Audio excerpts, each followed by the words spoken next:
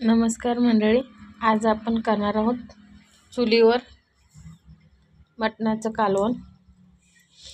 इथे मटण घेतले मी, त्यात मी टाकते हळद, मीठ,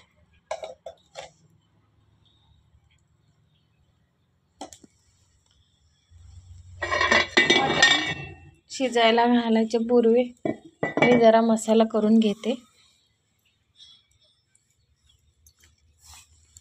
याच्यात कांदे घातलेत चुलीत भाजायला, हे बघा।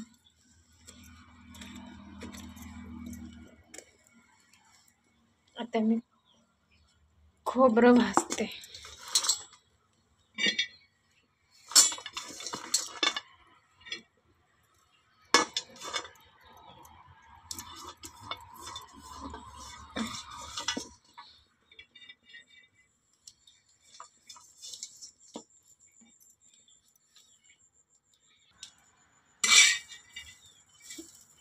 खरपूस खोबरं भाजून घ्यायचं।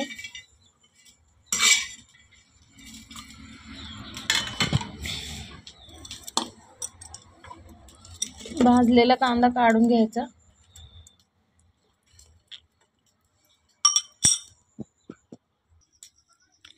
अख्खे कांदे मी जाळात टाकलेले ते बाहेर काढून घेतले।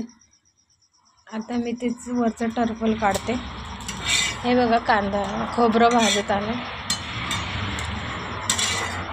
खरपूसच खोबरं भाजायचं।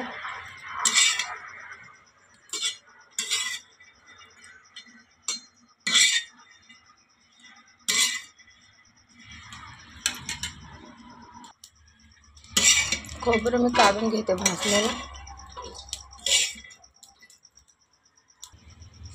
आता मी ह्याच्यात टाकणार आहे धने,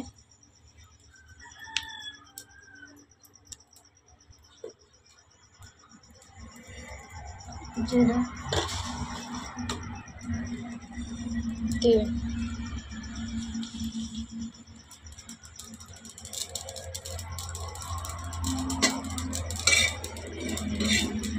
हे जरा भाजून काढून घ्यायचं।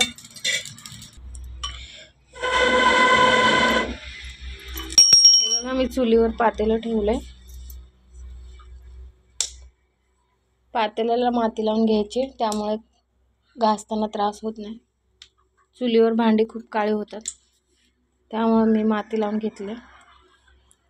तेल लावले, तेल ओतले पातेल्यात। हे मटण आहे, हे सगळं मिक्स करायचं। हळद मीठ लावून मिक्स करते मी, आणि हे तेलात टाकते।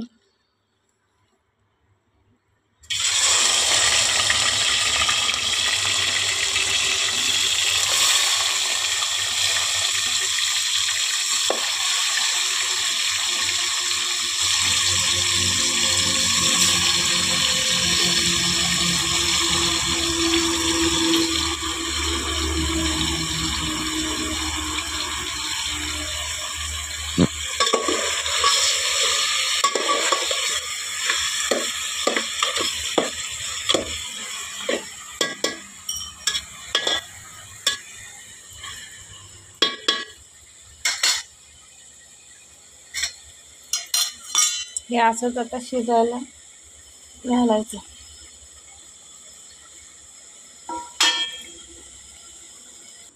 असं मी मटण शिजायला घातलंय। त्याच्यावर ताट ठेवून त्या ताटात जरा पाणी ओतायचं, म्हणजे मटण खालून करपत नाही। मटण शिजायला घातलंय। इथं मसाला बघा, हे भाजून खोबरं घेतलंय, कांदा आहे तो चुलीत भाजलाय। लसूण थोडाच होता म्हणून मी इथे लसणाची पात घेतली। आमचा लसूण संपलाय, मग लसणाची पात घेतली मी। हे जिरे, तिळे आणि धने हे भाजून घेतले। चला तर मी आता ह्याचा मसाला करते। आपण मटण शिजलं का बघूया। पूर्णपणे शिजलेलं आहे मटण। आता मी फोडणी देते। हे मी काढून घेते मटण एका परातीत। आता ह्याच्यात आपण फोडणी देऊया। टाक जरासं तेल घेतलंय मी इथे।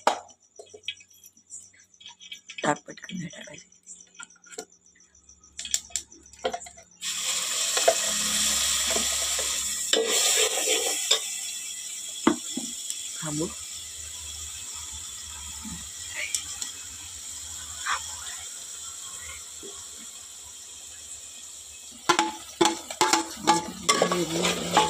हा सगळा मसाला मी आता भाजून घेणार आहे.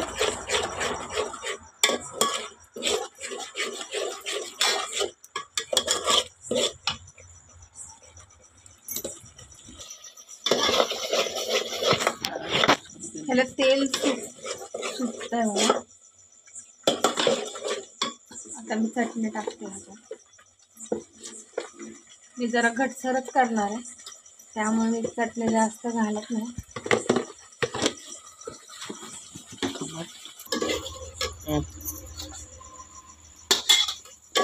चटणी चांगली भाजली की मी आता मटण टाकते.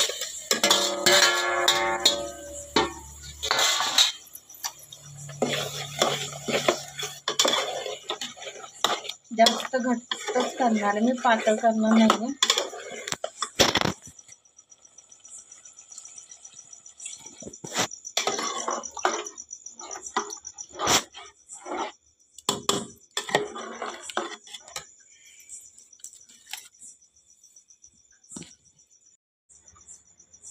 हे बघा, मटणाला उकळी आली. छान मटण झालंय. हे घटसरच पाहिजे. मुलांची फरमाईश आहे की घट्टच करायचं, जास्त पातळ नको आहे, म्हणून मी जास्त पातळ केलेलं नाही, घट्टच ठेवलेलं आहे. बघा, तुम्हाला कसं वाटलं चुलीवरचं मटण? व्हिडिओ आवडल्यास लाईक करा, शेअर करा, सबस्क्राईब करा. धन्यवाद.